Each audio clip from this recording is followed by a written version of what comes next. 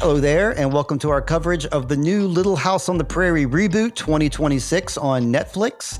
I'm Steve Barnes from Sweet Child of Time, and I'm here with... Lindsay Dunn, one of my stories. And we are talking about this Little House reboot now. We've actually seen it. We're allowed to talk about it now because it's hypothetically after July 9th. So we're okay to do this. Lindsay, have you been biting your tongue for like a month now or what? I don't know. It can be hard to when you're in a Facebook group and people are talking about it and saying what they hope it's not or what they hope it is. It can be kind of hard not to say, well, don't worry, XYZ, but yeah. It's real hard to do that because, everybody had, not everybody, I'd say about 60% of the Little House community had either ambivalence or negative things to say about this reboot. And hopefully by the time they're hearing this, hopefully they've seen it because we're going to spoil everything that happens in season 1. So if you haven't watched season 1 yet, please go back and watch it all and then come back to hear us. But we can finally talk about what Jocko asked me. He asked me, how did you like this show, Steve? Have you seen it? So we can finally do that. I'm going to give you the choice, though, ladies' choice. So do you want to go first or should I go first? You can go. Okay. I'm going to be very freely admitting here that when I watched the first episode, I was okay with it. I liked Laura. I liked Mr. Edwards. I liked Charles. Not to say I didn't like anybody else, but they were kind of some standouts to me. But I didn't like love it. I wasn't like putting my arms around it and like I didn't cry at the end. And then when I watched episode 2, I started feeling a little weird about it. And I think what happened was I kept telling myself, don't compare it to the show. Do not compare it to the show. This is a different thing from the show. But then I found myself doing that anyway, especially in episode 2, which was very unfortunate because like the last scene of episode 2 kind of left a really bad taste in my mouth because I wasn't sure why they were choosing to like show this scene that I thought was so weird in the books and the show. So I, of course, soldiered on because our point was to do this podcast and to talk about the season. So by this time that I'm talking right now, I've seen all 8 episodes multiple times, and I have a much more favorable opinion of it now. But it was really upsetting to me that I saw the first 2 episodes and I had kind of a strong negative reaction to it. So I'm afraid, therefore, that others will do the exact same thing, but they won't have like the wherewithal or like the impetus to keep watching like we did because we were, we committed ourselves to watching the whole thing and talking about it and even interviewing people for it. So I did not want to give up for that reason. So I guess I'll go into like what I really thought about the whole season. I thought that it followed the events of the books very well, very faithful. And it even like pulled in a lot of really small moments from the book that meant a lot to book readers. For example, like that one scene, Charles Ingalls starts acting like a mad dog. And that's like a really fun scene in the book that he does to like not just once, but multiple times to the kids where he pretends he's a mad dog and chases around the house. And so I thought, little things like that really stood out to me. There were many more examples than that, but that's the first one that came to my mind just now. I said before, I really like the casting of Laura. I said that last episode, and I still stand by that. I really like this actress that plays her. And I really like Mr. Edwards a lot. We said last time we debated whether or not he was handsome, and I think he is very handsome, and I think he's a very good character to the show. And I like the way his character comes around to a full circle and towards the end of the episode. I really appreciated that Carolyn portrayed more of a Carolyn Ingalls that was more to the books than the show. She was nothing like, Carolyn Grassley, what's her name, that played Laura Ingalls in the original show. They're nothing alike. They don't play the same character. And I think that this Crosby Fitzgerald does, in my opinion, a stronger job of portraying Caroline. I was happy that Jack looked like Jack, and I was very happy that they included in the indigenous characters and they included in Dr. Tan. They decided to make him a regular in this season and give him something in every episode. And I really enjoyed his performance and I enjoyed his character. And like I said, I just was really happy with all the inclusion of the book details and how they paid homage to it. What I didn't like about the series, and I think this is kind of what I was seeing during episode 1 and 2, and then after a while just kind of got used to it, is I kind of felt like a lack of connectivity between the characters. And I felt like there was like an emotional punch that I wasn't feeling for some reason. And I don't think it's the fault of the actors or even the writers, but I just think that like it just didn't quite hit a tone that was strong enough to make me score it highly. I'm very happy that they included the Osage storyline into this, but I was not exactly thrilled with the climax of that culminated in episode 7. I felt that could have been a much stronger arc, and I just felt it was a little bit lacking. So I think all in all, I would just give this an average rating. If I was going to rate it between a 5 scale, I would give it a solid 2.5. Because I liked the show, but I didn't love the show like I was hoping that I would. And thankfully, I found that I wasn't disappointed by the show. That was kind of a roller coaster ride there, wasn't it, Lindsay? There's a lot going on in my review. But I'm just trying to be honest with how I felt. I'm not happy with all that, but that's where I land. I'm curious about and I know what the scene is, and we'll get into it, but you mentioned at the end of episode 2 that you were thrown off by them including a certain scene. Mm-hmm. Is that you had just recently read that book, correct? Yes. Okay. Right before I'd seen this, yes. Okay. So I'm guessing that could have an impact that other people might watch that scene and they won't have read the books as freshly as you. Sure. So I imagine that may not mean the same thing to them as it did to you. So I wouldn't necessarily worry about people tapping out. I think you had a strong reaction because you were just very nervous about where they were going with it and what they might include. Yep. I don't mean to be sly about it. We'll get there when we get there for episode 2, because I don't know if Steve mentioned this, but what we're going to do now is we're briefly going to go through each episode and kind of talk about the highlights. Yeah. So for my overall reactions, I would say for me, the strongest part of the show, the most interesting part of the show came in with the disputes with the Osage people, or not just the disputes, but the connection with them and kind of figuring out how we can perhaps live together or not, how we can share this land, how we can all make a home here. That for me, that was definitely the most intriguing plot line for the entire season 1. Those were the parts where I was really tapped in. And there's one episode where they kind of explore that specifically. That's, not even with the highlighting of the conflict itself, which is given full attention in the last couple episodes. But there's an episode where they kind of all work together for a particular plot. Mm-hmm. And I thought that those interpersonal relationships were very interesting. Steve disagreed. We had our strongest argument about that episode. So, but I think that, and this is okay. So for me, the overall is that this show, this Netflix version, perhaps focuses a lot more on the hardship angle of what the family's going through. The pilot episode in the original Little House did that a little to test out what kind of material the audience would respond to. But much of the story in the original series was about family connections and relationships. And while they might have been set in the past, they still felt incredibly real, but they were also somewhat idealistic. They were what we want families to be. We watched the Little House family, the Ingalls family in the original series, and we kind of wanted our family, to be like that.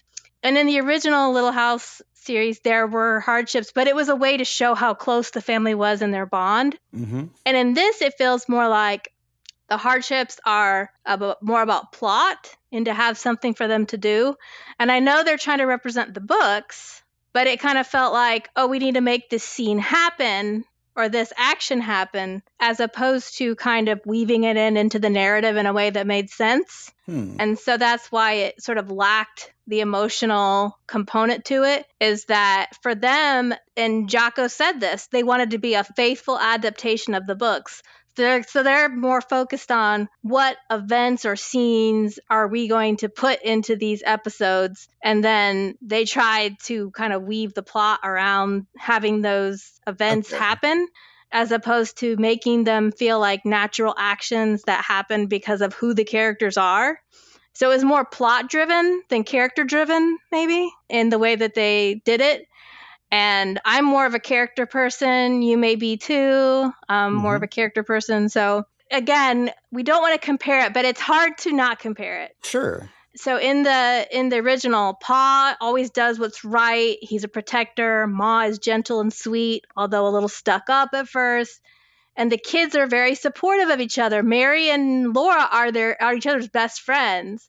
And that part about the sister relationship was really important to me and felt very true in my life. My sister always came to my defense, no matter what. If I was like, she would pick on me, but if she ever saw anybody else pick on me, she would get pissed and be like a cougar, not a cougar, a tiger. She would just be like, who's taking on my sister? You know, so Mary and Laura's relationship always felt really real to me. And in this case, the sisters seemed like they were fighting a lot. Charles and Carolyn were fighting a lot.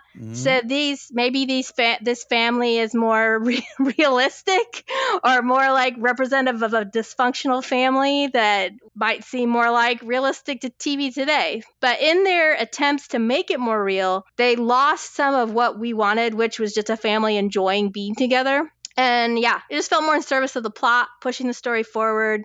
There's less little sweet moments that happen for a second and then they move on to the next thing. So this show is more like challenging, not as rosy, not as nostalgic. And I think in the original Little House, we kind of wanted to be with them. We would be like, "Ooh, I'd like to be there right now. This looks like they're having fun. This looks like they're a great family you'd want to be around."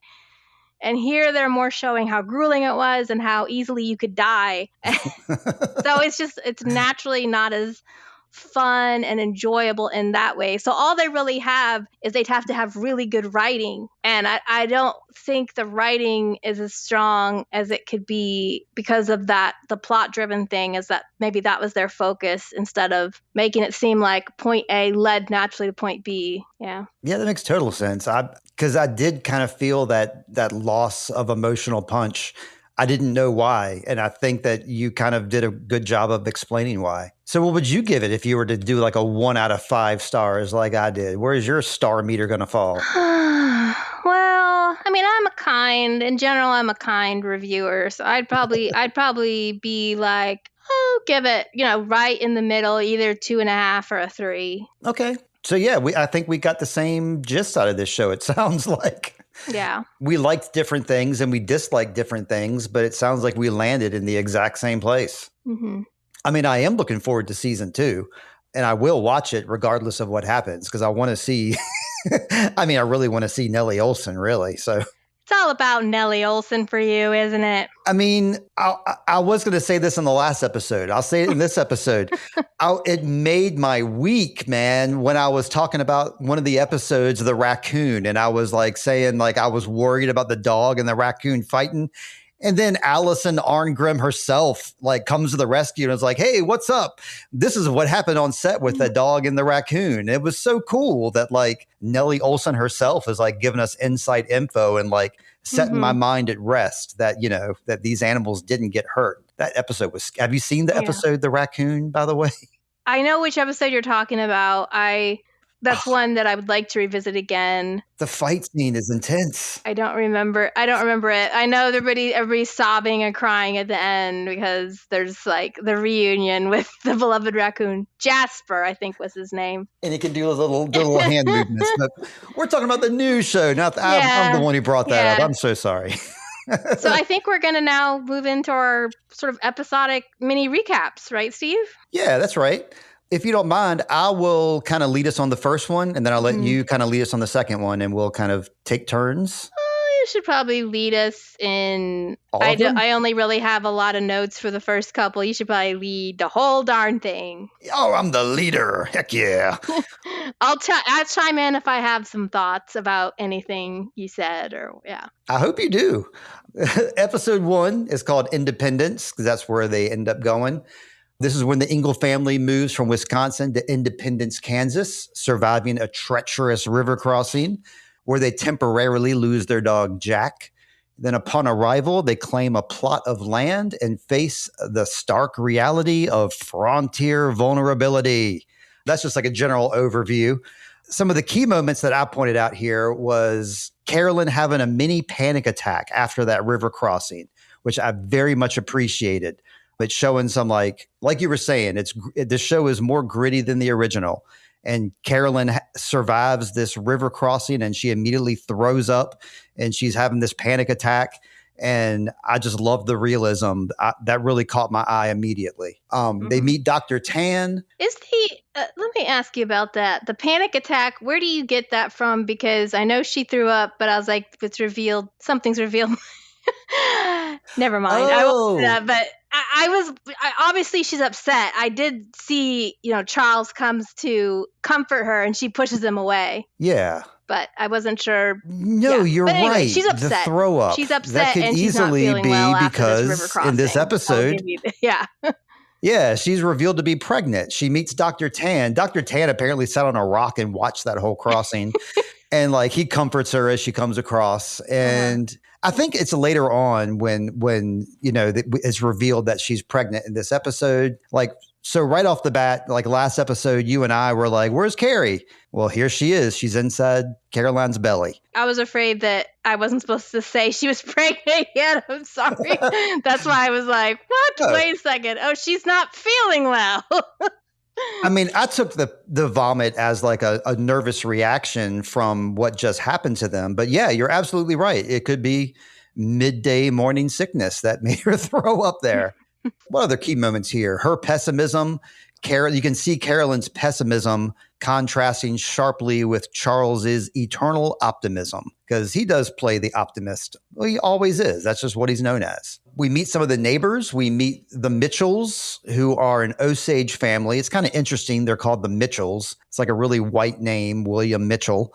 But they're the most successful, highly assimilated Osage family in town. They have a very modern looking home. They have a crucifix in their home, which tells me they're probably Christian.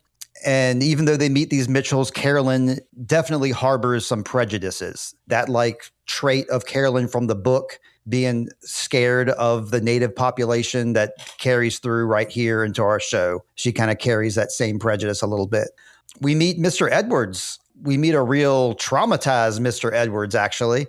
Is this the episode that... Yes, this is the episode that I'm going to talk about in a second, where he has a really sketchy moment and we're not too sure about this Mr. Edwards fellow. Mm-hmm.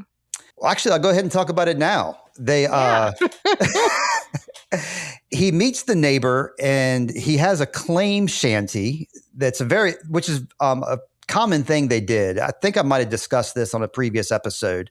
But when the settlers would come and they would claim their plot of land, they had to build a structure on it, and they had to live in that structure for at least 6 months out of the year in order to claim the property. So Mr. Edwards just has a real kind of ramshackle shack, doesn't even have a door on it.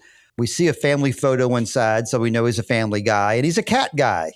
He's got some cats in there and some kittens. And he seems like he's all affable and they're having kind of a good time. But Charles mentions the name Laura, and that kind of triggers a really crazy reaction to Mr. Edwards. And I believe he pulls a gun on Charles, right? Yes. Yeah. And I think the reason is because the name Laura triggered him, because he had a Laura in his life previously.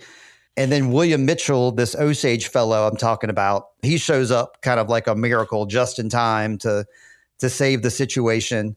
And later on in the episode, Mr. Edwards comes back around to kind of apologize to Charles and try to make nice. And Charles is a little leery of him, but he accepts his help anyway, accepts his hand. And let's see, Mr. Edwards also lets Charles know that this is Osage land that he's on, and it might not be just a cut and dry transaction. hey, I moved here. Now this is my land. Mr. Edwards is like, not quite. You might want to do a little research on that one, Charles. Yeah, his kind of demeanor about that is weird and kind of bleeds over to the next episode, but he's kind of talking out of both sides of his mouth, but he makes the statement that, I don't know, fortune favors the bold or something. Like, yeah, he's like, this is their land, but you might as well try to take it. I mean, it was kind of like, I wasn't sure where that was going. I mean, Mr. Edwards seems to be very much, he's revealed to be perhaps more connected to the Osage than the rest of the town. Yeah. They've got an understanding, which is why Mr. Mitchell was visiting him. You know, they have a good relationship, at least. It might not be all of the Osage, but with the Mitchells, at least, Mr. Edwards, they have a connection. So I thought it was interesting that on the one hand, he's saying, hey, it's their land. Just know this isn't going to be a clean sale. But then he's also like, but go for it, dude. You know, stay anyway. Maybe it'll work out.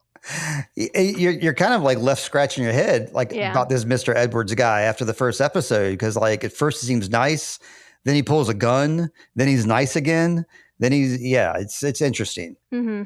Oh, I was going to say like the main theme seems to be the family doing without, and this looming pressure of manifest destiny coming. That's repeated a few times in this first episode to kind of let you know what to expect. Yeah.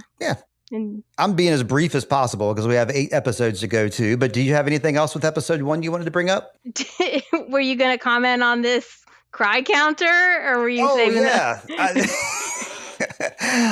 I wanted to see, I wanted to count in every episode, because Charles Ingalls Michael Landon will cry almost every single episode of Little House. So I wanted to, see if our new Charles Ingalls was going to follow suit. So far, yes, he does cry in this episode. So check. We got Charles crying. So far, I'm happy. I don't remember Michael Landon crying every episode. That's funny. I remember maybe a family member crying every episode, but I didn't know that it was always Michael Landon that needed the tissues. Okay. I noticed. I don't know. I noticed. So a couple of things that I thought were interesting about this episode is that the intro was a little comedic, and that Laura proves to be a very unreliable narrator. She makes the statement that they started out in Wisconsin, and then she says that Mom wanted to stay, but Pa said it was too crowded. And then they show the house, and there's nothing around. It's like it's the house in the woods. It's like, how is this too crowded exactly? Then she makes the statement that every day and night was an adventure, and they were happy because they were a family and together. And I'm like, that is not what we see. We are seeing you guys, you and Mary fighting every 5 minutes, and Pa and Ma are fighting every 5 minutes. So I'm not sure where she was getting this idea from. That was a very idealistic beginning, and it kind of made me laugh. She also says nobody came to say goodbye to them when they left the house in Wisconsin, which is also not true, because in the book, it's distinctive. There's a huge party when they leave. So I guess that's one thing that they did not carry over to the show. Yeah. I remember in the show, there's a scene where the family's saying goodbye, but I don't remember if it was in the books or not, what was represented. But, the family has conflicts. Ma feels less confident that they should have come, but she promised to follow Charles anywhere. The Caroline in the first series was always smiling, positive, and didn't challenge Charles. This Caroline has her own agency and her own opinions. They're always clashing. The sisters fight more. Mary is established as the one that had more friends and a life at home that she misses. Laura is more of a loner. Her best friend is Jack. She hunts with a slingshot, and she knows how to tell really good stories. So I thought they gave them very distinct personalities as sisters.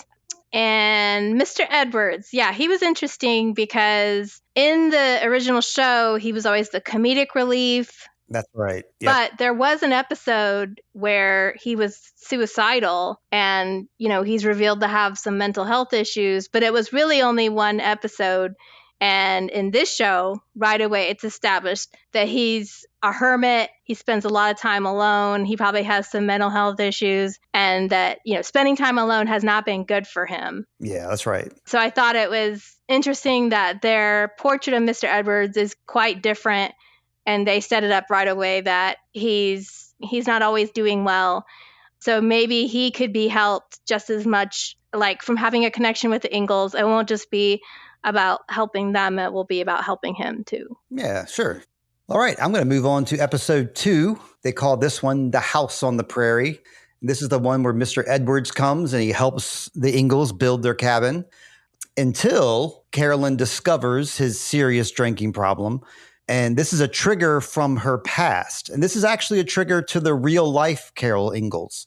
What she says in the show here really happened to the real life Carol Ingalls, whereas a ship captain who was drunk, severely drunk, not just a little bit drunk, but, off his rocker, capsized a ship, which in turn, killed her father. And she recounts the story to Mr. Edwards here, and she's pretty upset about the whole situation. She don't want to see no drinking on the property. So he disappears, and this prompts a series of frantic searching. This is the searching episode. Some key moments here are when Laura and Mary get lost on the Osage Road while they're looking for Mr. Edwards. Because at one point in this show, Mr. Edwards and Laura are hanging out, and she notices this Osage Road, and Mr. Edwards tells her a story about it and is like, one day I'm going to go down that road.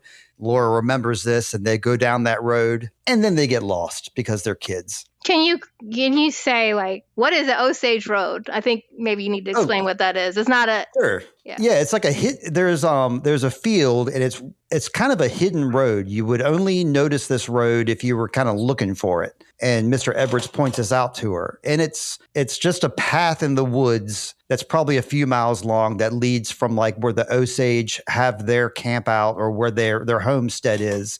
And when they come into town, they use this particular road to cut through. And that's right on the Ingalls property.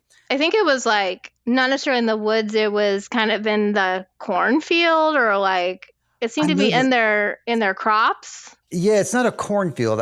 I just read the word for this in the last book I read, and I can't remember the name of it. But there's a certain word for this type of marshy land that has really tall grass that you can't see over top of, that you kind of like traverse through like a jungle in a way. Yeah. And that's how they get lost. And in that key moment when they get lost, I'll go ahead and say this for talking about Allison Angram. She shows up in this episode. She's in episode 2, the original Nellie Olson, but she's not playing Nellie Olson. Mary and Laura run into like this group of like 3 weirdo, they're settlers too, but they're kind of sketchy folks, and you don't trust them immediately because their laughs seem kind of evil and they have shifty eyes, that type of thing. Allison Angram plays the one who coerces Laura over and tries to, talk them into hanging out with them. And this is where Mr. Edwards, the hero, shows up miraculously. This reminded me of like a Little House moment for sure, because how on earth could he have possibly shown up at this moment to save them at this exact same time? But he does it. He saves them from the evil Allison Angram. Allison Arngram. Arngram. Yeah, she has a fun last name. Actually, her name is shortened. I'm reading her biography right now, and her last name is even longer than that and weirder, but she shortened it for Hollywood. Let's see, some town dynamics. We got Gemma. I keep writing Jenna James, but her name is Gemma James. She shows up and she's spearheading a local temperance movement, and she wants Carolyn to get involved with that. And then later on, she's the one that organizes the search party for the girls. So you kind of have this vibe that Gemma James is like not a nice person. It's like she's not quite as evil as like a Mrs. Olsen type, but you kind of get the vibe that she's a little shifty. But then again, she is, helpful at the same time. She's offering help to Carolyn, offering to like search for the girls. So this is true community stuff here. Even the bad guys are helping out. Yeah, the Ingalls family dynamic shifts a little bit when they find out that there is a baby, because they have to tell the girls that Carolyn's pregnant, and Mary's all about it, and Laura's a little resistant to the idea. Mr. Edwards disappears, as I said before, so Charles needs somebody to help build his house. And once again, Gemma James coming to the rescue. She's like, I know this guy named Adam Scott. He's not the guy from Severance, but he's a guy who lives here in town. He's a bachelor, and he'll help you build your house here. And my last note that I'm going to say before I toss it over to you, if you have anything, is Charles does not cry in this episode, which is fine. It's fine because he probably cries like every other episode. So we'll accept that. Is it a real episode? If he doesn't cry, I don't know. Survey says. Okay, so yeah, Gemma James, she's well resourced. That's what we can say. Okay, sure. She can get things organized quickly. She knows who to go to for this and that. She also sets them up with Adam Scott. Like she's a connector. It's a good thing, but she's also revealed to be a terrible busybody. Yeah. And I did not like her much after this episode because she is at least, I think we need to remember that she is at least partially responsible for the way Carolyn elects to treat Mr. Edwards, because she's the one that plants the seeds of doubt in Carolyn's mind. She decides to show up, Gemma James decides to show up and bring Carolyn some stuff. And, because we saw in episode 1, Carolyn didn't have a lot of money. The Ingalls didn't have a lot of money to buy things from the store, so she wasn't able to get coffee and some other things that, hey, we all want coffee in the morning. I don't know what I would do in that case. Put the eggs back, give me the coffee. So Gemma James realizes this, and she's not above. I don't think she was maybe intentionally doing this, but she's not above sort of bribing people with gifts to make them feel important, so they are kind of in her debt. Okay. I didn't even think about that. That's a good point. Yeah, I mean, that's what, people do who are well-resourced, is they show up, they give you things, and then you feel a sort of indebtedness to them and might feel like, well, I should try to get along because they did this or that. But yeah, it's Gemma that sees Mr. Edwards helping them and kind of says, oh, I don't think you want him helping you. And that, maybe Carolyn wouldn't have kind of gone that direction if she didn't have those seeds planted. She made her own choice, and she had her own baggage that added to it. But I was pretty pissed at Gemma James, and the end result of that is that she brings the Ingalls this wimpy looking guy. Adam Scott ends up proving himself to be somewhat resourceful. He's a short king, so, he can get things done. But initially I was pissed because I was like, Mr. Edwards is so capable. Mm-hmm. He's a hard worker, and he and Charles had a good thing going, and now you messed it up. And the thing you bring him is this little guy.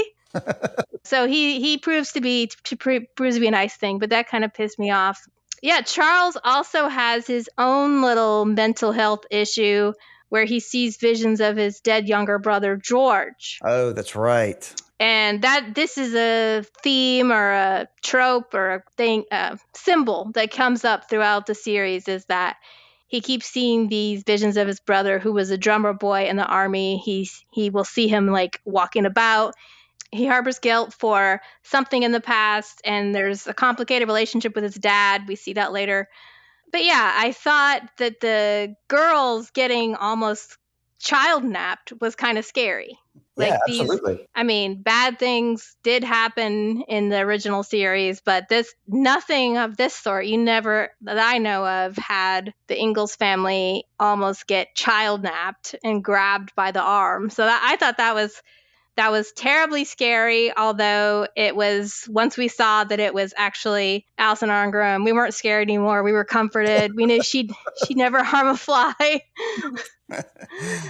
But yeah, I think that this kind of just this episode overall just kind of was there to cause some kind of a conflict or a challenge with the family having a friendship with Mr. Edwards. Seemed to be, he's ingratiated, he rescues them, but yet he also is revealed to have issues, and Carolyn doesn't. But, the other thing is Carolyn kind of feels bad, but she's not able to really apologize. And when she sees him bring back the girls, she kind of whispers this apology that nobody, I'm sorry. It's like, why are you whisper apologizing to yourself? So I don't know what that was all about. That maybe she wasn't sure if she was ready to forgive him or not. But so it's kind of a weird episode.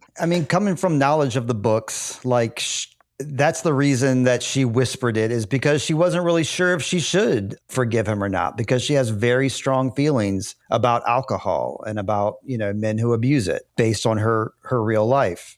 And then, Mr. Scott, I can appreciate you not liking him. That's okay.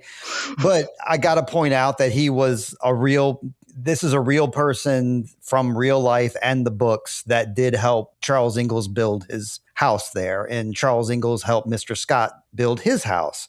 As a matter of fact, Mr. Scott was married in the books, and his wife, along with Mr. Tan, were the ones that helped the Ingalls family the most. And then George himself, Charles's brother, is also, based out of the Ingalls family, real life. Charles's brother, George, fought in the war, and they say when he came back from the war, he was never quite right.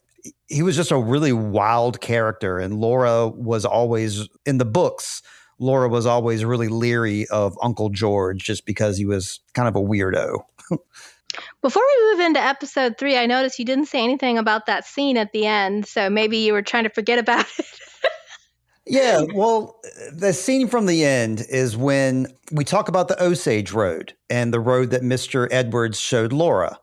Mm-hmm. So the Osage are on this road, and they're on their way back from a meeting, and they're going back to they've come from a hunt, and they're going back to their home, and they pass by the Ingalls family on their way. So when the Osage went on this hunt, when they passed this spot, there was no house there. There was no people there. They've been hunting for about a month or so. So they come back and they're looking at the Ingalls family, and they're like, who are these people? Why are they here? And the Ingalls family are looking at the Osage going by, and they're in their full hunting gear. And so they feel a little, I guess threatened or a little uncertain, except for Laura. Laura is very excited to see the Osage, and she's really enjoying watching them go by. And the reason I was skeptical about this is because when this scene happens in the books, it's pretty clear that there's some animosity happening. And then the real life Laura, is really excited to see the Osage because she's been hearing so much about papooses. And she's really into babies and Osage babies and a papoose. And she sees an Osage baby on a horse, and then she's begging her father to go get that baby and bring it back to her. And she wants that baby. And she's saying this loud enough so everybody can hear her. And Charles is all like, hey, calm down, kid. You're being weird. Don't do that. So when I saw this scene getting played out in the show, I was really confused. I was like, why are you showing this moment? This was a moment that anybody reading the books in modern times is going to not really enjoy this scene and think kind of hey, Laura, you might want to tamp it back a little bit here. So I thought it was strange that they were giving elevation to this scene. But what they were doing in this TV show is they were just basically showing Laura being excited to see different people, different cultures. She was excited to see diversity. She likes adventure. So that's what they're showing in this show. And I kind of misread that because I had just read that chapter in the books. So I was kind of beside myself. Why do you want to portray this scene? But they redid it so that Laura wasn't trying to be a kidnapper. That they redid it as in Laura's just enchanted by them. Yeah. They're more showing it to contrast her with the rest of the family. Yeah. Everybody's scared except for Laura. And as we go on, we see that she's really enthusiastic about befriending the Osage people. And she's the only one of her family that's really super interested about that, at least at first. Yeah, she meets Good Eagle earlier in this episode. We didn't discuss that. When they went to the Edwards home and he wasn't there, but the cats were there. And I think that's when Laura meets Good Eagle for the first time, and they get to, meet each other. So yeah, I don't know. It's really weird how strongly I felt about that at the time and how embarrassed I am about that now. But I mean, it happened and I felt that way. So it must be talked about. Sweet Shot of Time is brought to you by Zencastr. Zencastr is the way we record Sweet Shot of Time. We hook up with our guests via video, and we record it on audio. Recently, we've been doing video podcasts with the cast of Time Bandits. It's easy using Zencastr. You can record video or audio. You can also edit your podcast or your video via Zencastr. Join Zencastr using my promo code Sweet Child of Time, and you can get 30% off Zencastr. If you're ready to start your podcast, it's time to share your story. Share it with Zencastr. That promo code, once again, Sweet Child of Time at Zencastr.com. Well, we should probably go on to episode 3. We're already 44 minutes in, so... Oh, no! Well, you said didn't have much to say, so let's see. The rest of the episodes, I haven't written any notes. Well, we got News of the World next, is episode 3. And this is the episode where Eli, towards the beginning of the episode, Eli is making a big speech in front of the post office because the post office is now here.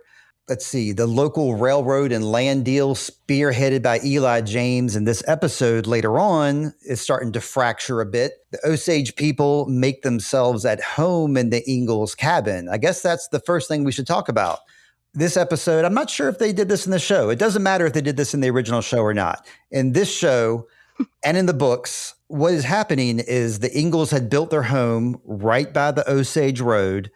And the Osage are kind of running out of supplies because there's a lot of settlers in town needing supplies. So in this show, the Osage, the younger Osage, I'm talking about like the kids, I suppose, the teenagers and the young men, they like to go and what they call collect rent from the settlers who are illegally on their land.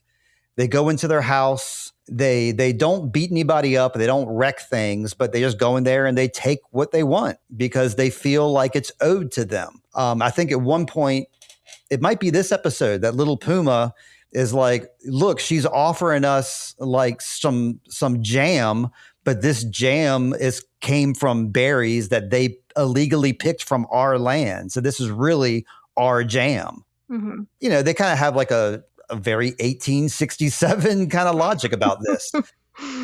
Laura, on the other hand, she feels very threatened and betrayed by this because she keeps up throughout the whole season. She's enamored by the Osage. Like her best friend later on becomes an Osage girl. And she is like honoring the Osage when she sees them by leaving these little gifts for them, like flowers and stones and stuff where she knows the ladies hang out. And then the next thing she knows, there's these 2 dudes in her house, like taking stuff without even asking. So Laura's pretty upset about this turn of events and the way these guys are handling it. Charles, of course, gets to the bottom of everything. He vows to make it right. He goes back to the Mitchell's home to talk to William Mitchell about this. And as it turns out, it was part of the Mitchell household that received some of these items. One of the items that gets taken from their home is the porcelain shepherdess, which is like this porcelain doll that is famous in the Ingalls family, the book, the old show, the new show. It's carried over. And in this show, Little Puma or Little Puma's buddy takes that shepherdess. And that's what upsets Carolyn more than anything else, is that this precious item that she carried across country has been stolen from her. Charles gets that back for her by the end of this episode and tries to make things nice. But in this episode is when Carolyn is also kind of wising up to like, hey, Charles, are you sure it was okay to come here? Is this really free land? I'm kind of getting the vibe that you're not telling me the whole picture here. Charles has to admit to her, like, yeah, I've been kind of treating you like a kid and telling you everything's okay, and everything's not quite okay. And it's at this moment that they have this realization that Mary comes in and faints at their very feet at a very prophetic moment. As it turns out, she has the beginning stages of malaria. We don't find that out this episode, but next episode, they make it very clear. They do allude to it because this episode starts out, they're like battling mosquitoes. And of course, we know now that's where the malaria came from. And Laura makes a point to say that mosquitoes don't bother me, but they're bothering the heck out of everybody else. Yeah. I mean, the thing about the Charles not telling her is he just found out himself. You know, he just found out in the last 2 episodes that the land claims were not legit. So, I mean, I think he's just wrestling with that concept So I didn't see it as him hiding anything from her. He just hadn't shared it yet because I think he was still trying to wrap his head around it. Okay. But for her, she's like, oh, he's left me out of this conversation. And also, he wasn't there when they came. So she's the one that had to deal with it. Right. And be scared. But I don't know. I didn't get the feeling. I know Laura is really wanting to befriend them. But I didn't get the feeling that Laura felt super betrayed by that because she was the one that was like, hey, my mom's got great cornbread. You want some cornbread? Here's some jam.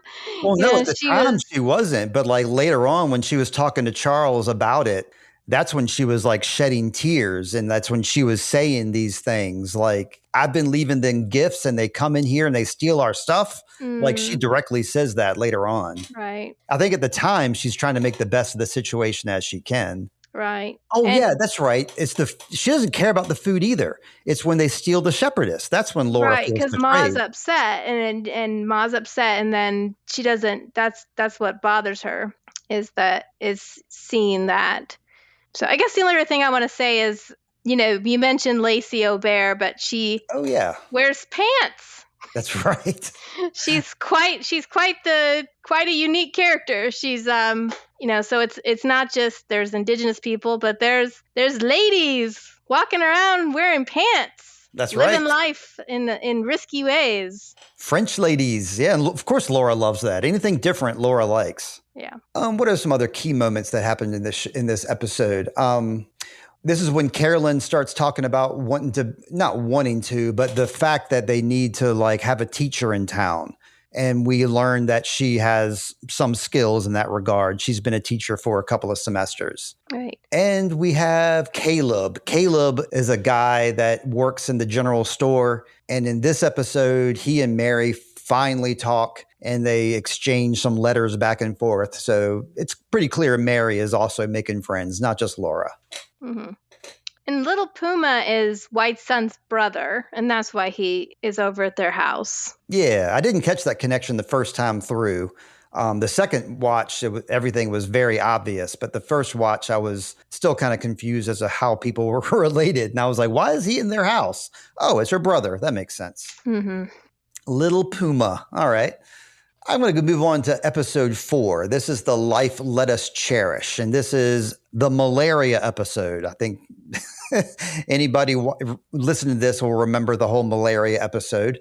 An outbreak ravages Independence, striking down the entire Ingalls family. Eventually, Dr. Tan is hunting for quinine throughout the town. We cut to him like 3 or 4 times looking around for it.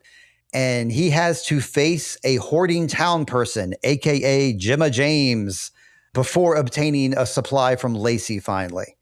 This is when Gemma James really shows her true colors here. You hinted before about, how she's well off and she has connections and she can do things for people, but at a price. And here it becomes apparent that she's been hoarding up this medicine, quinine, which helps relieve the symptoms of malaria. And nobody else in town has it. She has enough for the entire town, but she's not letting any of it go. And Dr. Tan is begging her / threatening her, putting his foot in the door. Like, people are going to die if you don't do this. And she's like, nobody in my family is going to die. And that's when we know Gemma James sucks. Mm-hmm.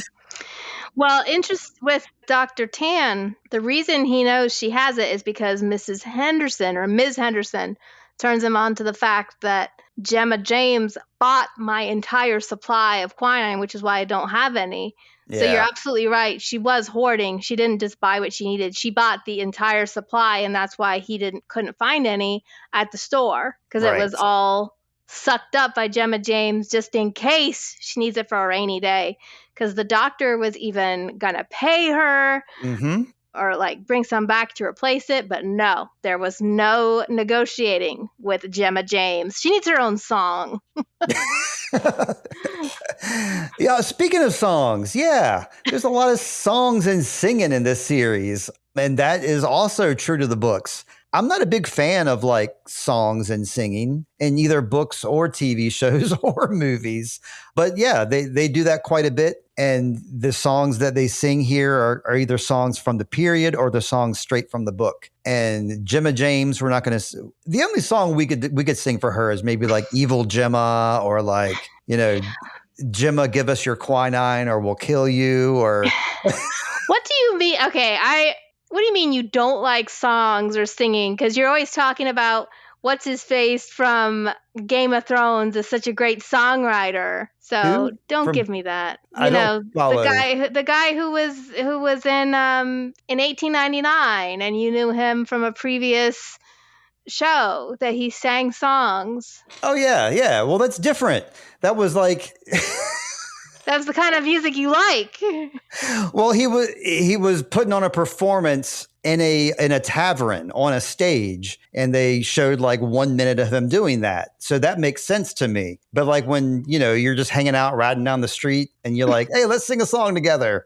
Like that's kind of like, oh, that's weird. Okay. Like even Lord of the Rings, like when they would break out into song in Lord of the Rings, I thought that was weird too. So I'll stand by that. Oh, I love it. Okay. Continue.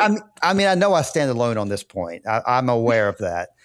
It's my fault. It's just that you're a musician, you're a songwriter. So saying you don't like music in TV shows is kind of a bizarre choice. Well, I like my TV shows when they talk, and I like my music when they sing. So I like I like my shows song free. So let's see. Oh, yeah. Okay. I was going to bring up Lacey Aubert. You brought her up last time around. She's the one who pretty much saves the day this time around. She lets Dr. Tan know that she has some, but the only reason that she has some is because Mr. Edwards stocked up on the quinine in case the town needed it. So we can really thank Mr. Edwards for this quinine. Do we find that out later? We found out this episode. Because all she said was their loss is our gain. Who did? Lacey Aubert. Dr. Tan said, where did you get the quinine? And Lacey Aubert says, their loss is our gain. I never saw Mr. Edwards be the supplier. Maybe it's revealed in a later episode. Okay. Or I thought it was this episode where she just says, just in casual conversation, she just mentions that that's where she got the quinine from, is from Mr. Edwards. Oh, well, that was my only note, Steve. I was gonna posit this a mystery as deep as where what happened to Woller's eye is. Where did they get the quinine? Because it's like no mystery. Sorry. I have to watch that again. I don't remember that. I just remember him saying, where did you get it? And she doesn't answer the question. So I don't know why she was cagey about it, unless it's because nobody's supposed to know where Mr. Edwards is right then or something. Yeah. Well, I have all my notes here. So eventually I'll come upon that note, and I'll tell you when I do. So I'll tell you which episode it happens in. But I will continue here. The whole Ingalls family does get sick. Laura gets sick last because, like I said before, the mosquitoes don't bother her quite as much. But she does eventually catch the malaria as well. And she takes care of the family as well as she can, being little small Laura. She can't carry the big sack of grain, but she can do everything she can in her power. We definitely see her latch the horse gate. So we know it's not Laura's fault that the horses got out, because they made a point of showing us her latching the horse gate. So it's not Laura's fault. Everybody calm down. Okay.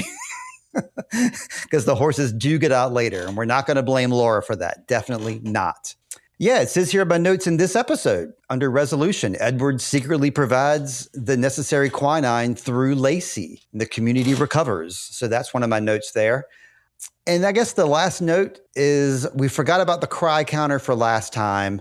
In the last episode, Charles did not cry, although he probably should have. And in this episode, he definitely should have cried, but he did not cry in this episode either.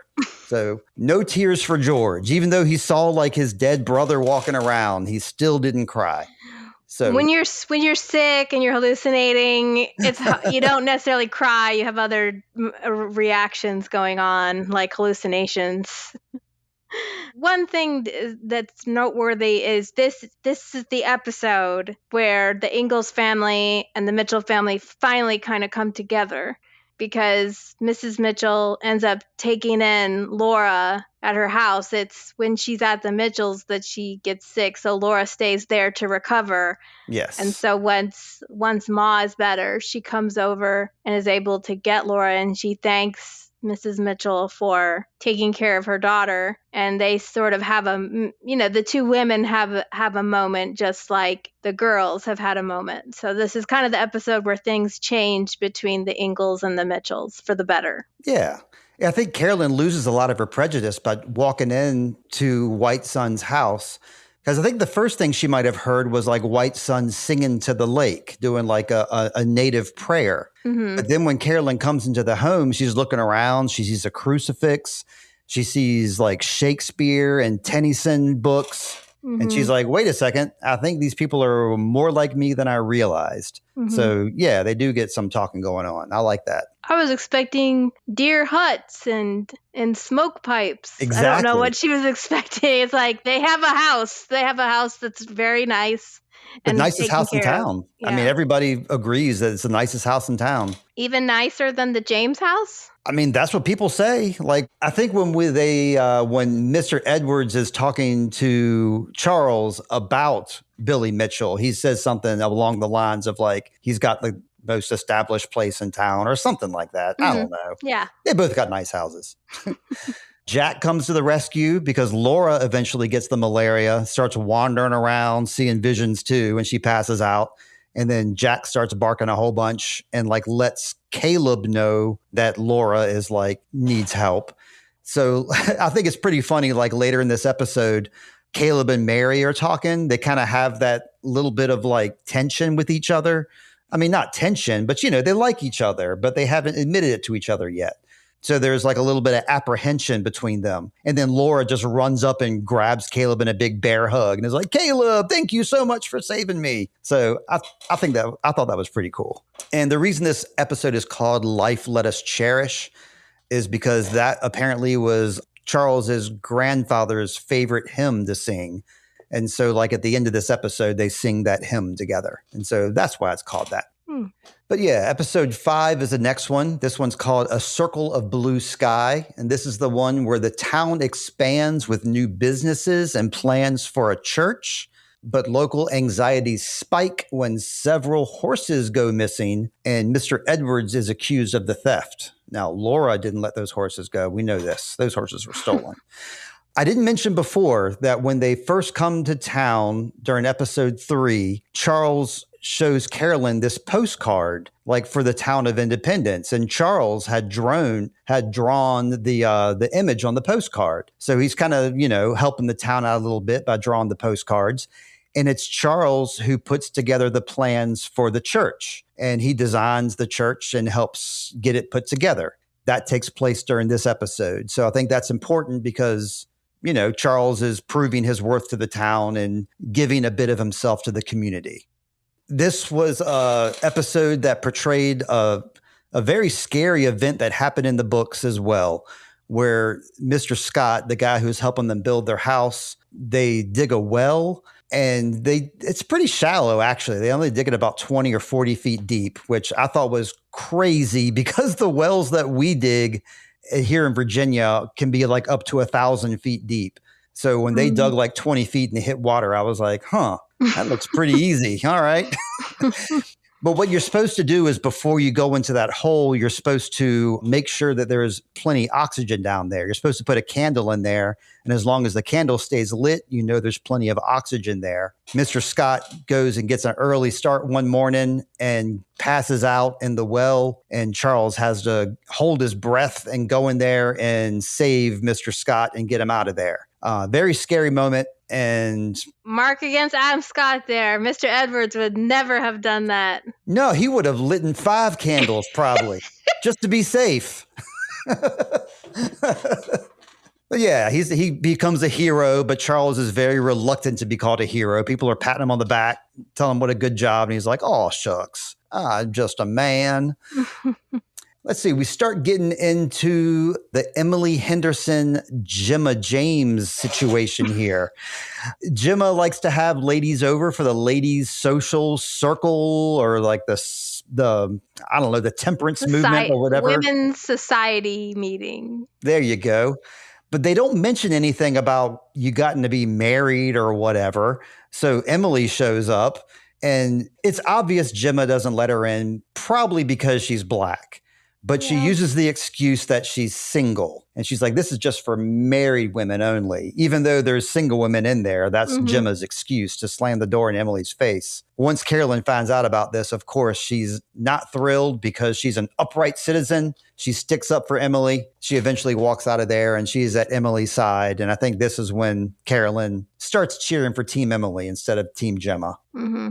Yeah, the rise of Gemma James continues to be something of annoyance because, you know, I was already annoyed at her for her telling, you know, souring Carolyn's opinion about Mr. Edwards. But then the last of the episode, she ends up not sharing her quinine while Carolyn and her family are sick, causing their recuperation to be delayed. And this never gets brought up that I know of. And it feels to me like Gemma James got away with that. And I wanted Carolyn to know what her supposed friend was up to and how she was hoarding the quinine, and that didn't get brought up. But at least here, Carolyn eventually is like, it crosses her threshold even to have Gemma James be like to be rejecting of Emily Henderson in this way, because it's revealed that Carolyn was the one that invited her, was the one that invited Ms. Henderson.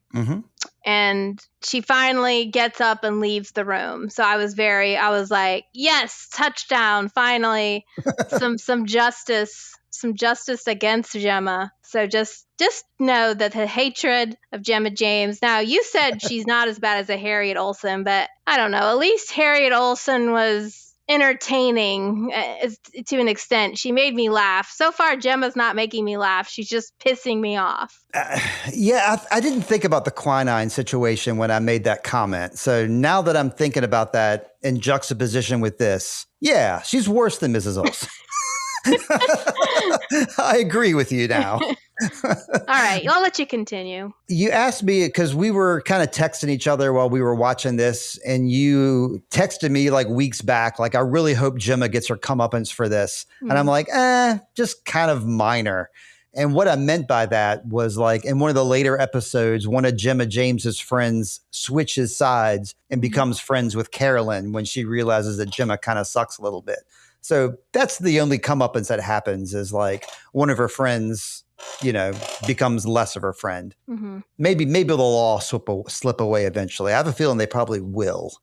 Yeah. I don't know if she's going to make it into season 2. Yeah. I mean, she just may be a blip in our memories. Yeah. I'm not sure if we're going to come back to Independence or not, but yeah, we'll get there in a moment.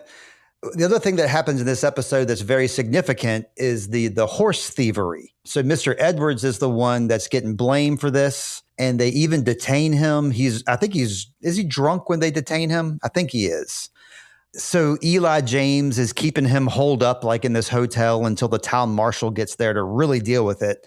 We learn the truth eventually, but what I think is important here to bring up about this is it's revealed at this time the reason that he's so like in his own head, and the reason he's an alcoholic and the reason he's a hermit is because 6 years ago, he found his family had died of chloria, and he had actually discovered their bodies. And so that's basically what's plaguing him, is the fact that he lost his family. And one of his daughters was named Laura, which is why he got so upset when Charles just mentioned the name Laura. That just kind of kicked off a chain reaction in Mr. Edwards' head. So yeah, that's his deal. He's been kind of tortured now for 6 years because of that. It's Little Puma, though. This is the guy that helps us out to find who the real horse thieves are. He's kind of known all along, but he just, for whatever reason, just didn't care, because he was like, hey, these settlers are stealing from the other settlers. That's fine with me. Maybe they'll kill each other. Maybe that'll work out better for me. But then William Mitchell, I'm sorry, reminds little Puma, hey, these horse thieves might come for your horses if you don't stop this. And little Puma's like, okay, all right, I'll help you guys out. He leads them to the horse thieves. Charles, of course, is all like, hey, let's all forgive and forget. You kids run along now. And little Puma's like, that was a bad call, dude. That was really weak. And so little Puma has a very negative opinion of Charles from here on out, I guess. I didn't see it that way. Yeah, how did you see it? I saw it that when little Puma sees Charles, it's not that I feel like when he saw Charles do that, he's surprised because in his opinion, in his mind, in little Puma's mind, white men love violence and they like control and power. Oh. So that he was expecting him to shoot these guys to show them who was boss. So he was surprised, not disappointed. More surprised. And, he kind of says, he's like, you don't like violence, I think is what he says. And then Charles responds in some way saying that they won't come back. They know that Lacey, because Lacey's with them too. And in fact, I think it was her idea to go get little Puma. Like she knows that he knows everything. So I can't remember. Probably Mr. Mitchell was there too, but I know it was Charles, Lacey, and little Puma, and maybe Mr. Mitchell. It was the four of them. So it's like he knows that Lacey's a good shot, little Puma's a good shot, Mr. Ingalls, and so like they're not going to come back. And so he tells them to leave, and he's like, no point at this. So I think that really surprises little Puma that he would do that. And he might have thought it was weak, or maybe that's what he settled on because his ego or whatever. Like we've established he's a young guy. Yeah. He's temperamental, quick to talk. So he immediately says that it's weak or that it's a dumb thing to do. But I don't think he was necessarily scornful of his decision. I think he was more surprised because didn't Mr. Mitchell, the other thing I noticed is they said something to the effect of these guys are just young and dumb. Mm-hmm. And he and little Puma kind of smiled at each other because little Puma is recognizing, okay, I've done dumb things before too. Or do you remember that kind of? I do. Yeah. Now that you're mentioning it, I'm remembering this, and I guess my perception was just completely different. And now that you're bringing these things up, it's slowly changing my perception. So this is good, actually.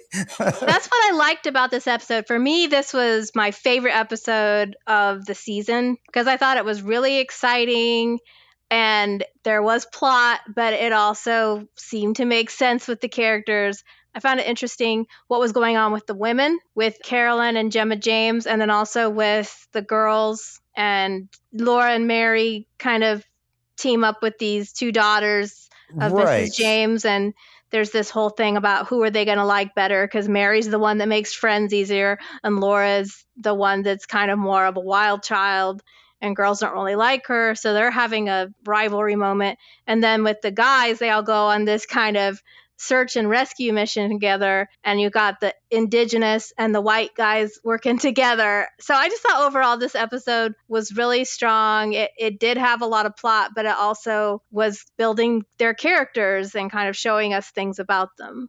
It was building a lot about the relationship between Laura and Mary too, like you said, because they meet Gemma James's two daughters, and at first Mary gets along with them, and then Laura gets along with them. But eventually, like a situation happens where Laura and the James girls are like teasing Mary very slightly about Caleb. And then one of the James girls says something mean about Caleb. And so this kind of sets the stage for Laura and Mary kind of being mad at each other for the next couple of episodes. Mm-hmm. So that kind of spurns out of this episode. They had kind of their moments before, but like when Laura openly teases Mary about Caleb, that kind of like that changes everything right there. Mm-hmm. The next episode is episode 6, Peace on Earth. This is the Christmas episode, the one where like the snow is dancing upon the windowsill. It's actually a brutal winter storm, actually. And it forces the Ingalls family to spend Christmas isolated. They had invited folks over to spend Christmas with them, but because of the storm, they're alone. And meanwhile, while the storm is happening, the same thing is happening in town. Dr. Tan and Emily and Caleb were supposed to be going to the Ingalls house, I believe, for Christmas, but they get snowed in, so they're stuck in Emily's store. So in the Ingalls household, Charles is playing the fiddle, trying to raise their spirits. They're having like a recreation of a Wisconsin dance-off. Carolyn in the Ingalls household gives birth to Carrie. So Carrie enters the world within this episode. She gets born on Christmas night. I guess it's 1870. Mr. Edwards eventually arrives to their household. And I think it's funny. I'm just kind of fast tracking through this episode. Mr. Edwards shows up. They name the baby Caroline after Caroline, but Mr. Edwards dubs her Carrie. So in this show, it's Mr. Edwards who names Carrie, and that's the name that they're going to call the baby going forward. Mr. Edwards also, this is also straight from the books, met Santa Claus on the way. Wow. I guess they're pals. And so Mr. Edwards is able to deliver some gifts to the kids. Then, meanwhile, over at the Henderson store, Caleb is a little standoffish. He doesn't love holidays. He's kind of a loner and doesn't have a family, and holidays are not a good time for him. Emily is the type who wants to be all cheerful and make everybody happy, so it's kind of a bummer to her that Caleb is the way he is. But Caleb comes around and talks to Mr. Tan about some of his feelings, and in the end, everybody has an okay Christmas, right?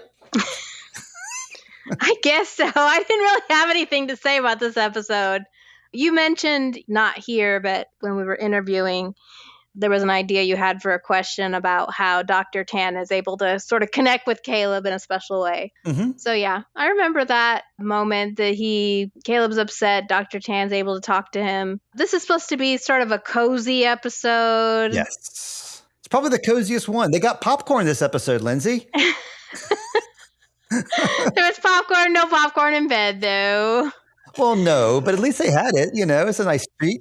I kept thinking that they were going to make it, though, like for Christmas, that Dr. Tan was going to show up and help with the birth, but he didn't. He didn't. So that was a little disappointing. I was thinking of the episode in the original series where Mr. Edwards braves the snow and ice to get there, and he's covered in snow, and like you said, he does show up, but doesn't everybody kind of show up a little bit later, almost like the next day? Or let's see, is it the next day? Yeah, everybody comes to see the baby and have Christmas dinner the next night. That's right. Yeah. Before that, though, Mary and Laura are still mad at each other. Like the family's having like a great time. And Laura's like, hey, I think me and Mary are good. So she goes and tries to sit beside her, but Mary's not having it because she's still mad. I don't blame her, really.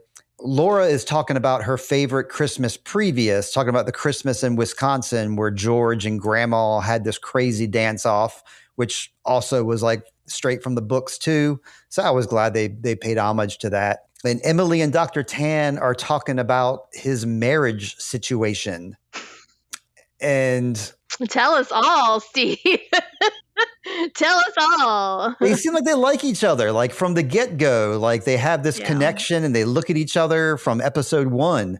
But, in this episode, I think it's finally revealed that he's still technically married. Mm-hmm. And they almost have a kissy moment. And I think it's the next episode that Mary and Caleb almost have a kissy moment, but they don't. But yeah, in this one, they almost kiss. They don't kiss. Then he runs back for a kiss. It's a moment, Lindsay. It happens.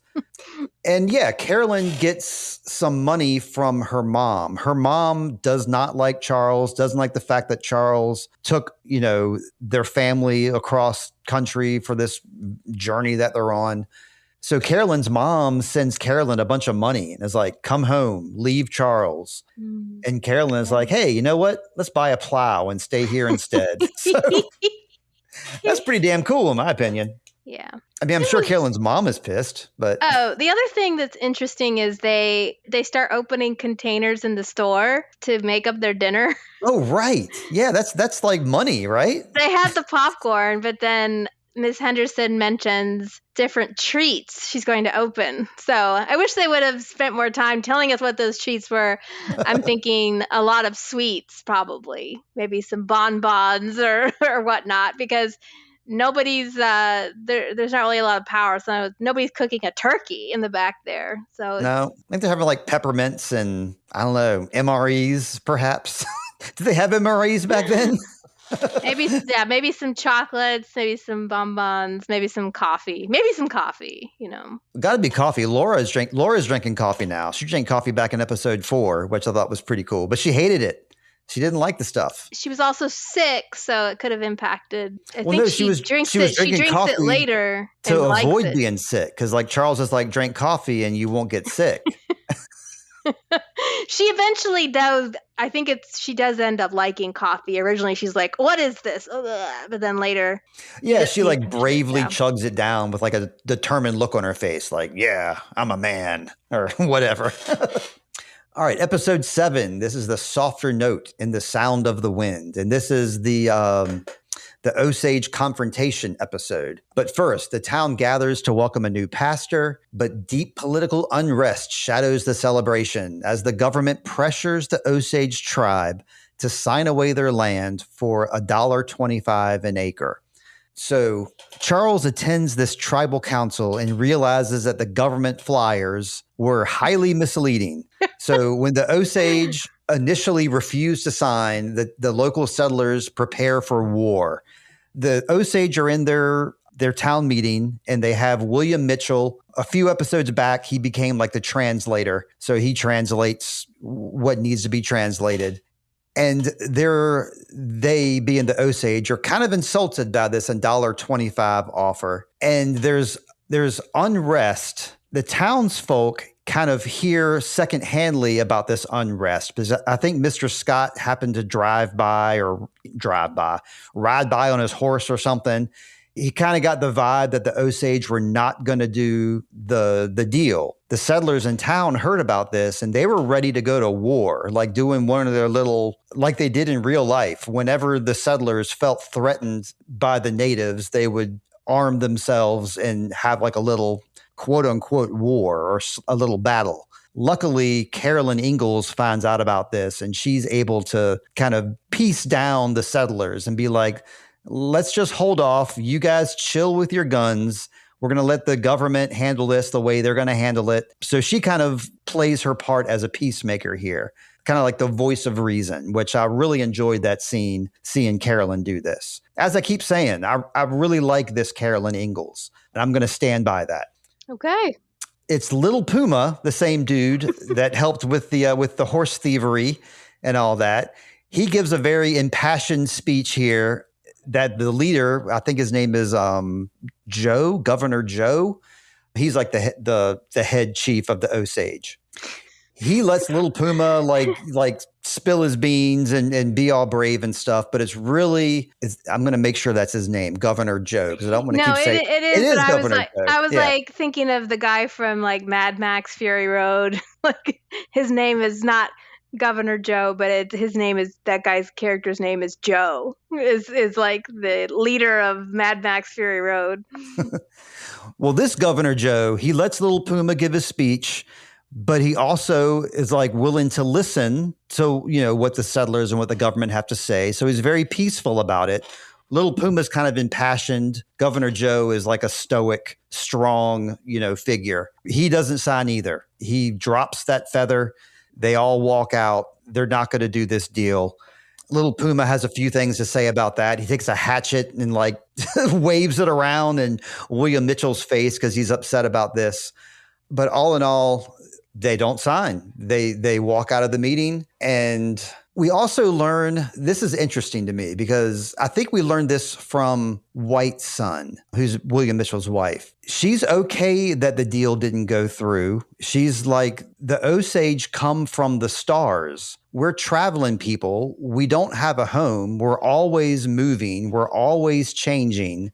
So this is nothing new to us. We're going to move on and we're going to find somewhere to live elsewhere. So that was new to me. I didn't know that that's what the Osage believe, that they come from the stars, which is, White Sun is speaking to Osage lore here.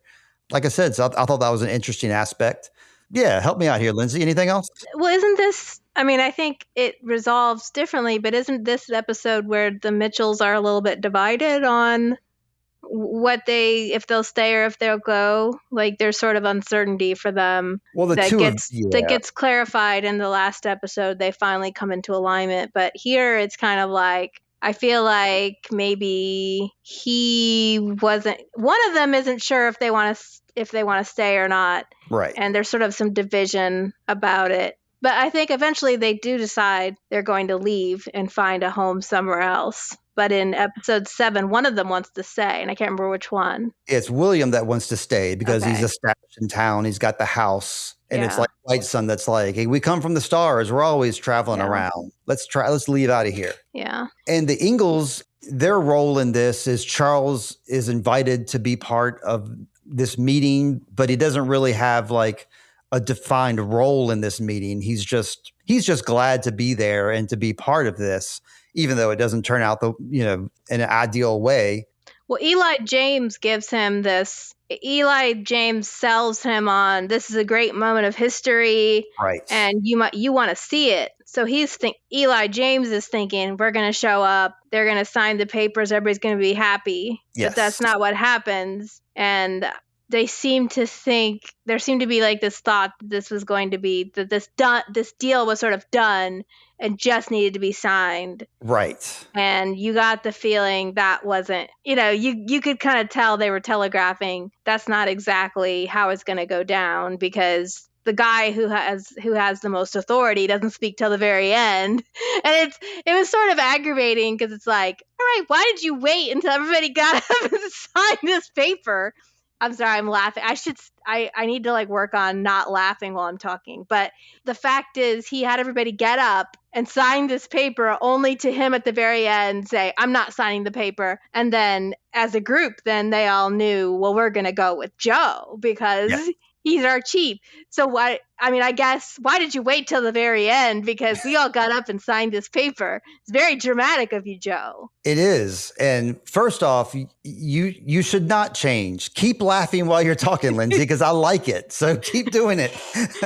And second off, there's 7 tribes here, and all 7 tribes have to be in agreement for this deal to go through. So 6 of the tribes are like, yes. And then the 7th one, represented by Governor Joe, is like, no, we're going to put a stop to this. So yeah, that's the reason that you see the other guys sign in and then Joe doesn't. And is it revealed this episode or in episode 8 that Governor Joe speaks English just fine? He just pretends he can't. I thought that was great. I love that. Either this episode or next episode. But something that apparently did happen this episode, I don't think you've mentioned yet, which I want to make sure that is said, is that Dr. Tan has left and come back and has gotten a divorce. Yes, from that unknown woman that he was married to. So now he's a free agent, so he should be all good, right? He should come back to town. How quickly he was able to work that. I mean, all of that agony over nothing. And now after that, you show up with your papers and you think it's going to be all good. Yeah, he's just going to run right into Emily's arms and they're going to kiss and it's all going to be good.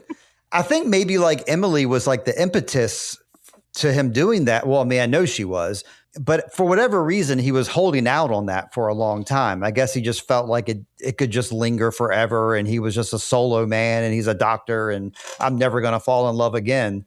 So it doesn't really matter.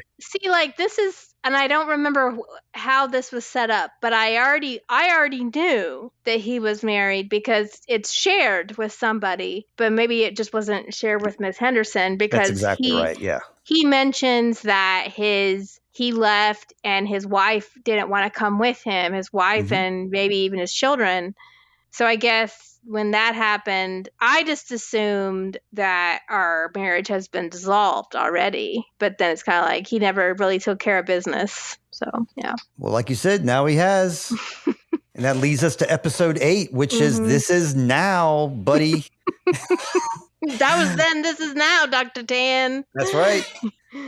So yeah, this is the episode where they're desperate to clear their debts. This is when Mary, when she's helping Caleb out in the Henderson store, she comes across a ledger, finds out that the Ingalls family is actually in debt. And she and Laura know that the Founders Day celebration that's coming up is going to have some cash prizes for certain things like the 3-legged race and the best essay contest and the best sharpshooter with a slingshot. And they figure if they can win all those, that they can have enough money to get their family out of debt. It's like a little kid fantasy, but I think it's very wholesome and, really, I don't know, great of them. I can't think of a better word than that. It's great. They're great girls.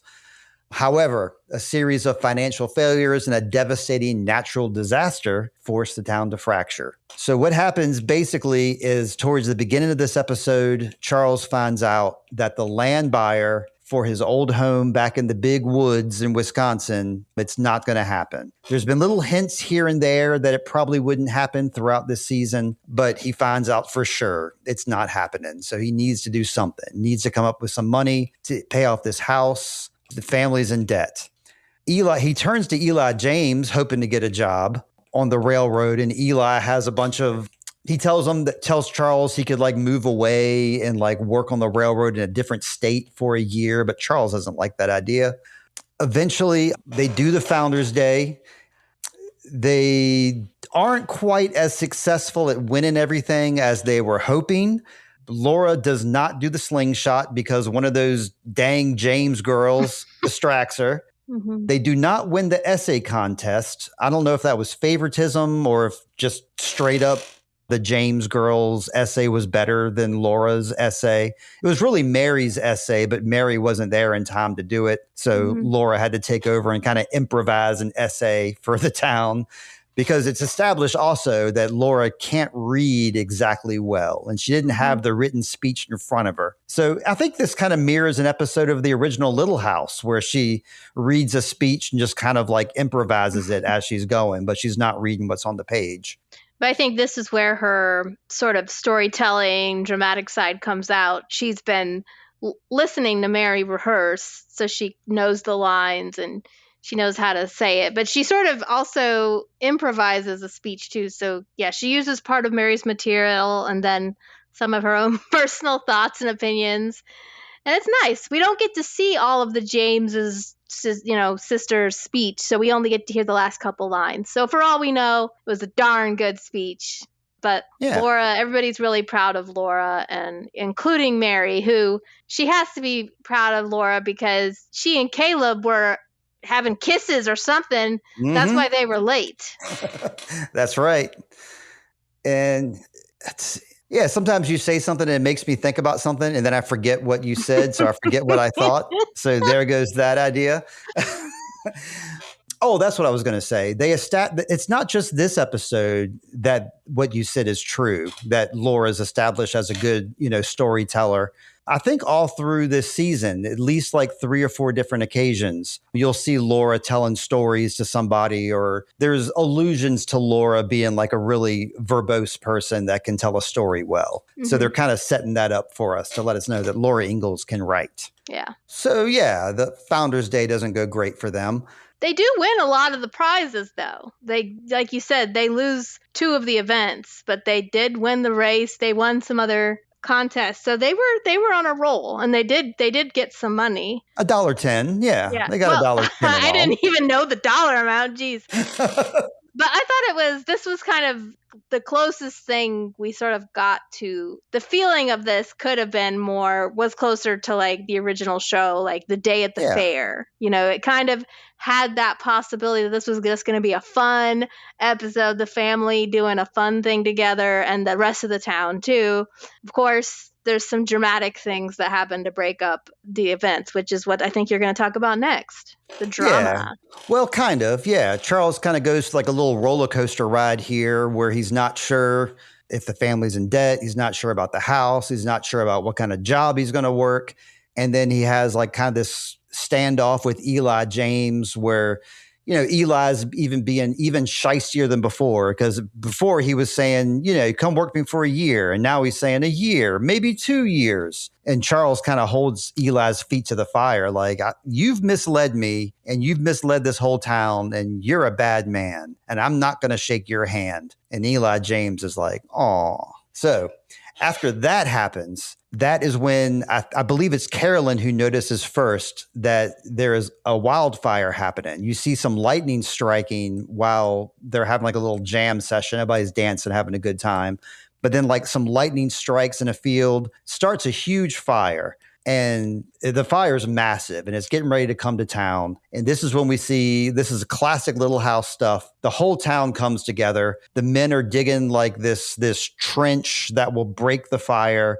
The women are like slopping like these mops all over the place, making everything wet so the fire can't ignite. And what they're doing is not really helping because the fire's coming fast and strong. And they're just at the point of just giving up and letting the town burn when, I mean, our great maker comes into play here.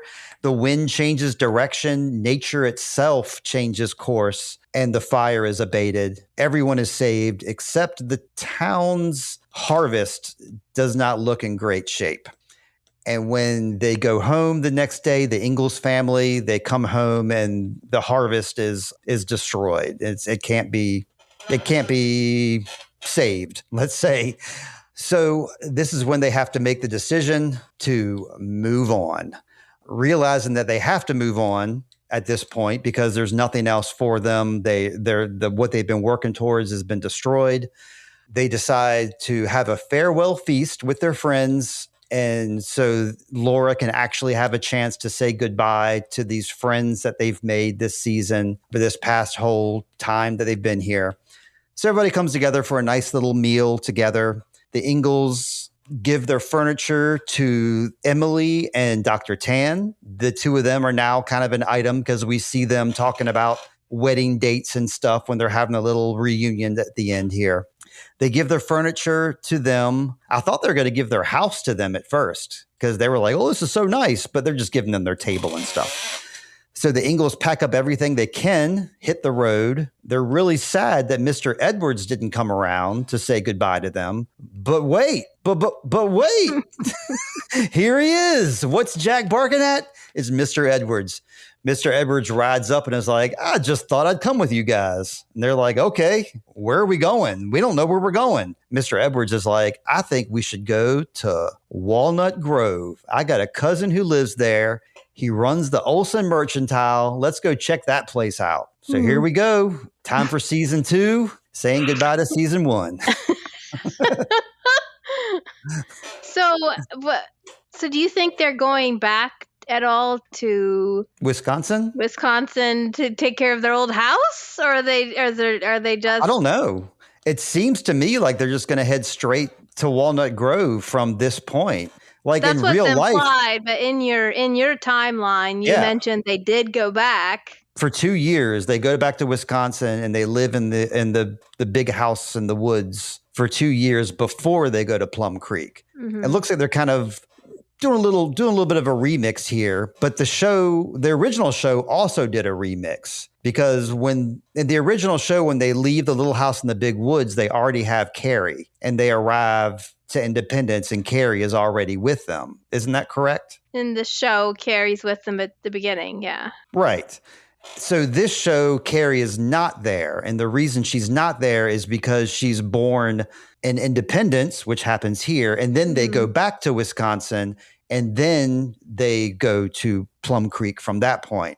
I think we're skipping the whole Wisconsin storyline unless perhaps, I'm only speculating, that this whole little crew goes to Wisconsin, takes care of some business, and then they head over to Walnut Grove. That's what might happen in the show's lore, but maybe they'll skip that part and go straight to Walnut Grove. I can't imagine them going back to Wisconsin for a couple of years because we know they've already said Nellie Olson will be in season 2. So yeah, if they do stop by there, it'll probably just be narratively letting us know that, oh, by the way, we went and got some money for our house. Finally, we sold our house and found an owner. One thing I really liked in this episode was a quote that comes around a couple times. Laura says it and Charles says it. Make a dream as big as the sky, but then make a plan to make it come true. So it's like his theory is like to dream as huge as you want and then plan for it to happen, which I don't know. That really resonated with me a lot. Mm-hmm. because some people like to do one or the other. They like to make a big dream, but then don't do anything about it. Or then other people like to make plans, but they don't really have a ultimate goal at the end of their plans. So I don't know. It just resonated with me. It's the old 1-2 punch. I like the fusion of this last episode having the fire break, because we had that in Lord of the Flies too. That Piggy wanted to make a fire break. That's right. Yeah. Yeah, we just seen that remake of Lord of the Flies just here recently, right? Yeah. Well, you finished it before I did, and I'm just now getting to it. Yeah, it's a good one. I recommend that too. I don't know. Whatever. We're talking about Little House on the Prairie. I know. I don't mean to throw you off. But I just thought that got a kick out of that. But yeah, this episode, it sort of wrapped everything up neatly. But I don't know. There's a lot that happens in this episode. Yeah, we're doing a very abridged version here. Even though this is a long podcast, it could have been much longer. We could have read every single one of my notes here, and then really I'm just skimming through them because we're not doing full recaps. We're just having fun talking about this. Mm-hmm. And speaking of having fun, did you have like a favorite character or a favorite moment from this season that you wanted to bring to the forefront at all? Yeah, well, my favorite character is Little Puma, which is your least favorite character. That's right. I'm not a fan of that guy, but you like him. What's up with that? What do you like about him? He's just interesting. I mean, he just established as interesting from the beginning when on that episode 2, and all the Osage people ride past the Ingalls land. He's the one that makes eye contact with Laura. Mm-hmm. Later, right. She sees him in episode 3. They cross each other on the road. And again, they kind of cross meaningful looks as if they're acknowledging, they're seeing who each other is. And he's curious about her, or maybe he just sees she's the only person who's willing to look him in the eye, So then when they kind of invade their home and start to take stuff, there's, I think he's kind of funny too. The other guy is just like kind of stealing, eating all the cornbread. And he's like, that one of those pieces of cornbread was supposed to be mine, bro. And he, he's the one that says, okay, we've taken enough. We're leaving now. So he doesn't let it go too far. So he's implied to be a kind of a pill, but he has his limits. He's the guy that stands up during that meeting too. So he's probably like the town badass. Like the Osage he probably has a reputation among the Osage is what I'm guessing, because he was the one who stood up and said all the harshest stuff, I guess. I don't think he's necessarily considered to be a leader. Like, he's definitely young. Like, maybe he's just very outspoken and has opinions. Everybody probably knows who he is. He's famous for running his mouth.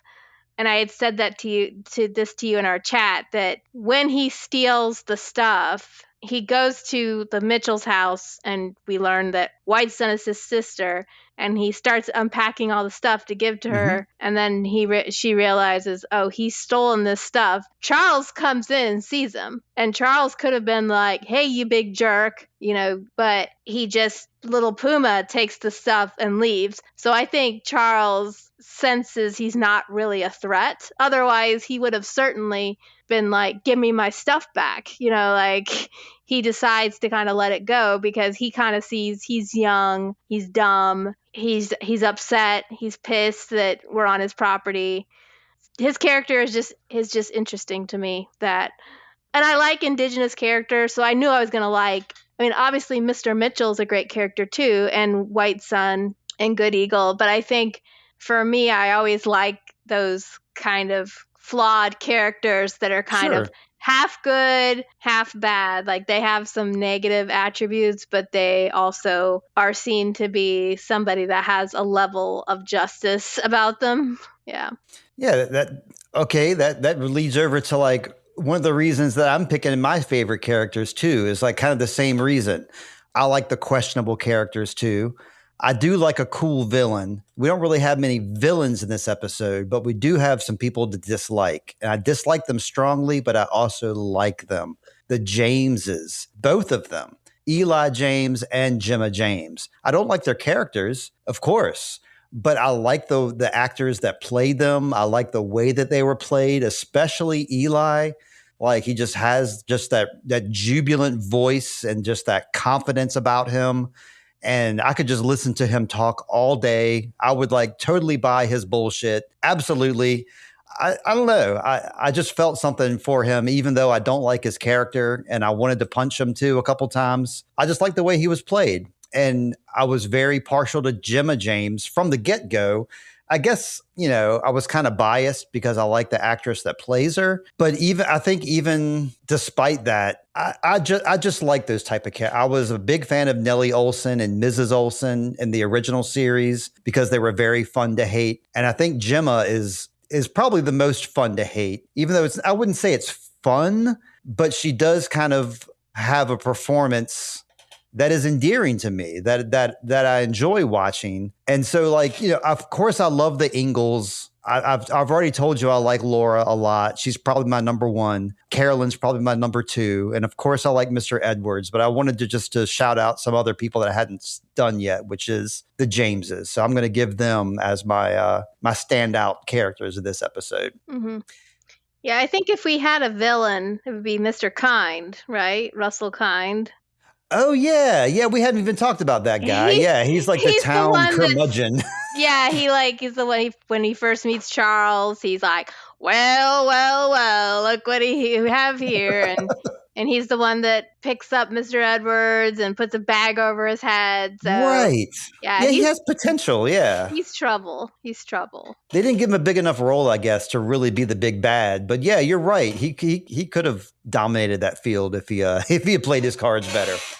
As for moments, I mean, I like the Christmas episode a lot. So I'm just feeling the moment of them like being in the house together and like playing music together. You said that, I think you said episode 4 was your favorite because of the five. Okay. The action and the different, dynamics that happened there. And I liked episode 6 the best, the Christmas episode. Just for no reason other than, like you said, it was cozy and it was nice. So I really enjoyed that episode a lot. If I were to rewatch any of them, that'd probably be the one I'd rewatch. Any special moments that stand out for you? I mean, I think I already said mine. Just that episode, the rescue of the horses. Gotcha. Okay. Yeah, I don't really know what else is a standout moment to me. I thought the Osage Road was cool. The fact that they had this thing that Mr. Edwards showed her, this special thing, although it could be a little creepy that there's this grown man showing this girl a secret tunnel in the middle of the woods. I thought that. Yes. This is the kind of world we live in now where we see something like that and it's not sweet, it's suspicious. Uh-huh. But I think if I had any more special moments, this would probably be like becoming a favorite show. And it's really not. It's okay. It's not a bad show. I think it's got potential for people to like it, especially if you like, this is more historical fiction than, family drama necessarily. Yeah. Because they're trying to paint this realistic picture. But I think I would say, episode 5 is really, also the moment that Carolyn walks out on Gemma James. That was top shelf right there. Top shelf drama. Must see TV. Thursday night special. Well, all right. I'm looking forward to season 2, but it's not going to happen for a long time. So I'm just going to have to hold my horses on that one and keep watching these old episodes of Little House, which I've been doing.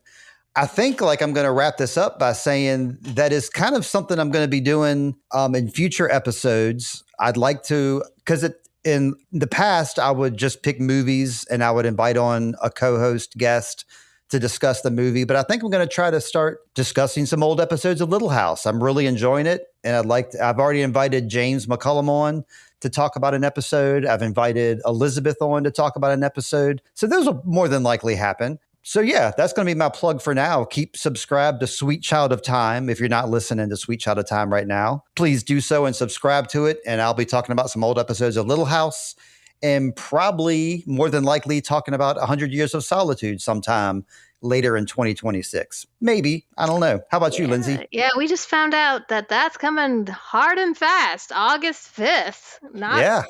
I thought it was going to be December again. I think last time season 1 came out in a December month and found out that. But as far as me, what I want to shout out for this episode, I'm going to shout out Lord of the Flies, which I already did. But I really love that show. 4 episodes. Pick it up. If you are okay with seeing young boys do disturbing things, you'll love it.